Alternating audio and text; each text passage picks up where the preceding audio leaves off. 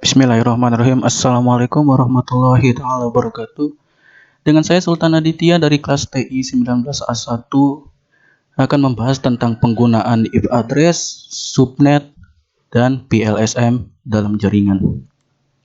Yang pertama, IP address.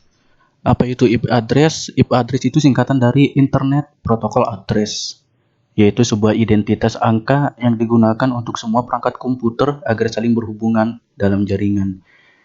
Sering juga disebut sebagai seperangkat aturan yang mengatur kegiatan internet. IP address terdiri dari sekumpulan angka-angka yang dikelompokkan menjadi 4. Setiap kelompok angka terdiri dari 1 sampai 3 digit angka. Rentang angka dalam IP address berkisar antara 0 sampai dengan 255. Contohnya 192.168.381.38.1. Dalam IP address juga terdapat dua bagian, yaitu Network ID juga Host ID. Network ID bagian dari IP address yang memberitahu di mana jaringan itu aktif. Contoh Network ID ditunjukkan dengan 3 angka di awal, sedangkan Host ID bagian dari IP address yang merujuk pada identitas perangkat dalam jaringan. Dari contoh di atas, Host ID terletak pada angka yang terakhir di sebuah jaringan. Network ID dapat dianalogikan sebagai sebuah perumahan, sedangkan Host ID adalah nomor-nomor rumah yang ada dalam perumahan tersebut. Fungsi-fungsi IP address. Fungsi-fungsi IP address itu ada banyak sekali fungsi-fungsinya yang dapat mendukung aktivitas kita dalam internet. Adapun fungsinya seperti sebagai sebuah identitas alamat perangkat dalam sebuah jaringan dan sebagai alat identifikasi host atau interface. Nah, berikut adalah penjelasan mengenai fungsi-fungsi IP address. Yang pertama, sebagai identitas alamat perangkat, seperti yang disebutkan di awal-awal. IP address digunakan sebagai identitas alamat setiap perangkat jaringan yang akan melakukan komunikasi antar perangkat. Fungsi ini sangat berguna bagi perangkat komputer dalam hal mengakses internet. Jika pengguna ingin mengetahui alamat perangkat yang digunakan, pengguna bisa melihatnya di pengaturan jaringan. Kemudian sebagai alat identifikasi interface atau host. Perangkat komputer yang digunakan dalam sebuah jaringan disebut sebagai host. Penggunaannya harus berbeda pada setiap host atau perangkat. Nah, karena inilah yang membuat IP address setiap perangkat terhubung pada jaringan komputer akan memiliki sifat yang unik dan berbeda satu sama lain. Kemudian jenis-jenis IP address. Ada banyak jenis-jenis yang dimiliki oleh IP address. Hal ini dikelompokkan berdasarkan 3 alasan utama, yaitu seberapa luas cakupan penggunanya, cara konfigurasi pengguna mendapatkan IP address, dan jumlah daya tampung perangkat komputer pada jaringan komputer. Berikut ini adalah jenis-jenis IP address berdasarkan 3 alasan utama tadi. Mengenal pengertian IP publik dan IP private. Maksud dari cakupan penggunanya, seberapa luas pengguna IP address ini dalam sebuah jaringan lokal maupun publik. Jaringan lokal di sini biasanya memiliki cakupan yang lebih sedikit daripada jaringan publik, di mana pengguna IP address tentu saja berbeda. Untuk jaringan lokal, penggunaan IP private, sedangkan publik menggunakan IP public. Apa saja perbedaan keduanya? Berikut ini penjelasannya. Yang pertama, IP publik. Sesuai dengan pernyataan yang tadi barusan, penggunaan IP publik memiliki luas cakupan yang lebih daripada IP private. Dapat disimpulkan bahwa IP publik adalah sebuah alamat IP yang digunakan perangkat komputer dalam jaringan global atau internet. Dengan menggunakan IP publik ini, pengguna internet dapat mengakses internet.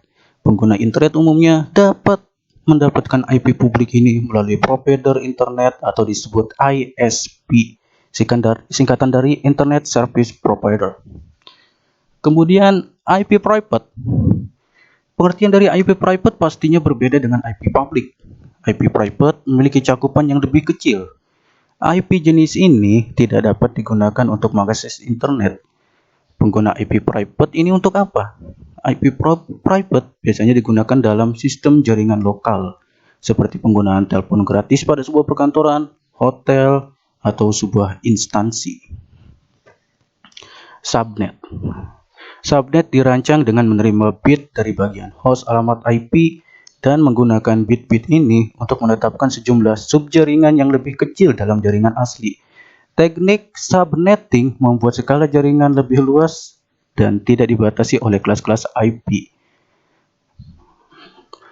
IP kelas A, B, dan C yang sudah diatur. Dengan subnetting, maka kita bisa membuat network dengan batasan host yang lebih realistis. Kebutuhan subnetting menjadikan cara yang lebih fleksibel untuk menentukan bagian mana dari sebuah 32 bit IP address yang mewakili network ID dan bagian mana yang mewakili host ID dengan kelas-kelas IP address standar. Hanya 3 kemungkinan network ID yang tersedia. 8 bit untuk kelas A, 16 bit untuk kelas B, dan 24 bit untuk kelas C. Alasan utama perlu melakukan subnet ialah untuk mengefisiensikan lokasi IP address dalam sebuah jaringan supaya bisa memaksimalkan penggunaan IP address. Mengatasi masalah perbedaan hardware dan media fisik yang digunakan dalam suatu network. Karena router IP hanya dapat mengintegrasikan berbagai network dengan media fisik yang berbeda jika setiap network memiliki address network yang unik. Meningkatkan security dan mengurangi terjadinya kongesti akibat terlalu banyaknya host dalam suatu network. Contoh subnetting menentukan antara alamat subnet mask, alamat subnet, alamat broadcast, jumlah host yang dapat digunakan, serta alamat subnet ketiga. Untuk melakukan proses subnetting, kita akan melakukan beberapa proses, antaranya yaitu yang pertama, menentukan jumlah subnet yang dihasilkan oleh subnet mask.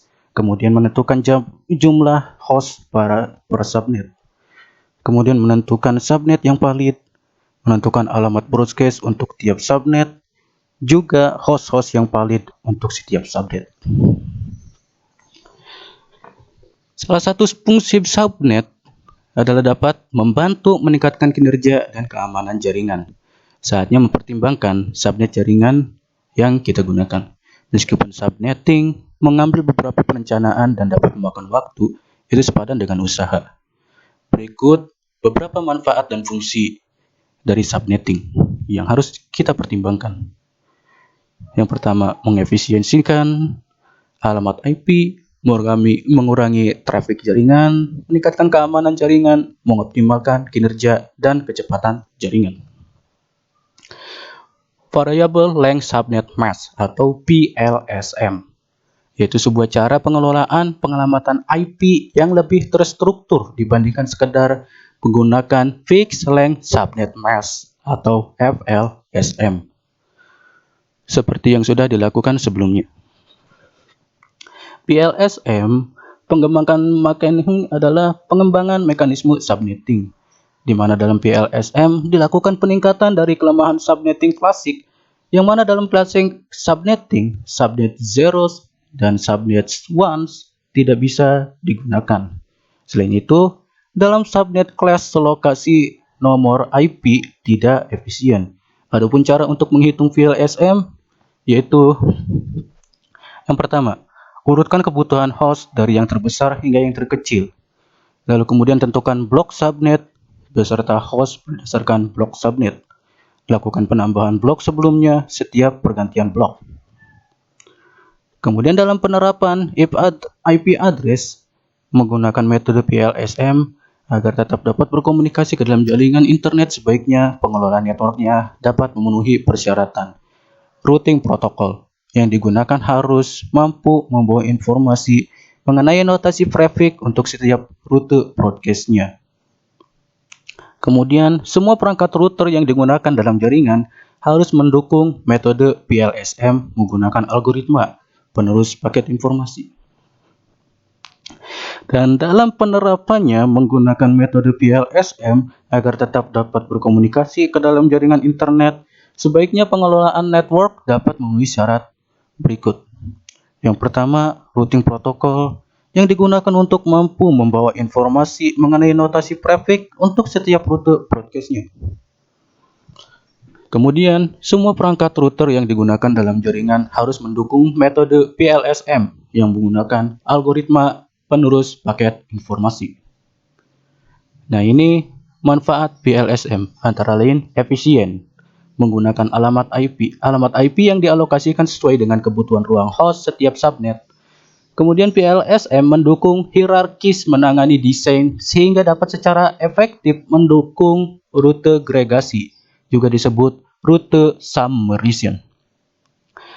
Yang terakhir, dapat berhasil mengurangi jumlah rute di routing table oleh berbagai jaringan subnet dalam satu ringkasan alamat. Misalnya subnet seperti yang terlihat di sini.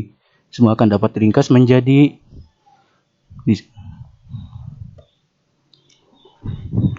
ada 3 network di topologi tersebut. Workstation LAN di kaki router 1 menuju switch yang terhubung ke klien sebanyak 50 host.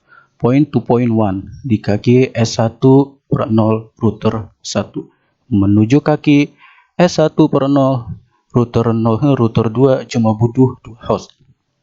Server LAN di kaki E0/0 router 2 menuju ke server-server yang banyaknya 12 host. Nah, itu saja yang saya bahas di sini. Cukup sekian dari saya. Mohon maaf apabila ada kesalahan kata. Wabillahi taufiq wal hidayah. Wassalamualaikum warahmatullahi wabarakatuh.